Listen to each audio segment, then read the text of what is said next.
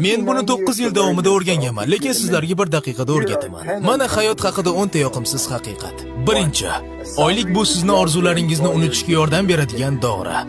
Ikkinchi, agar siz qulay daqiqani kutsangiz, butun hayotingizni behuda sarflagan bo'lasiz va hech narsa bo'lmaydi. Uchinchi, siz do'stlaringiz va yaqinlaringizga ishonsangiz ham ularga o'zingiz haqingizda hech narsa aytmang. To'rtinchi, agar hayotingizni yaxshilashni boshlasangiz, siz 99% do'stlaringizdan ayrilasiz. Beshinchi, siz o'zingizni 10 karra baxtli his qilasiz, qachonki ota-onangizni rozi qilib, o'zingizni muammoyingizda ularni aybdor qilmasangiz. Oltinchi, siz yanada yetuk bo'lasiz, qachonki har narsani yuragingizga yaqin olavermasangiz. Yettinchi, siz o'zingizni rivojlantirishingiz uchun 100 ta kitob kerak emas, sizga faqat disiplina va harakat kerak.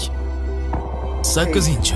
Yer yuzidagi eng qiyin missiya bu orzularga e'tibor qaratish, eng osoni esa shunchaki nolish. 9. 30 yoshga kelib atrofingizdagi do'stlaringiz ko'proq pul topish, tanasi va oilasiga g'amxo'rlik qilishni o'ylashi kerak. 10. Odamlar zaharli munosabatda qolib ketishadi, chunki ular yolg'izlikdan qo'rqishadi.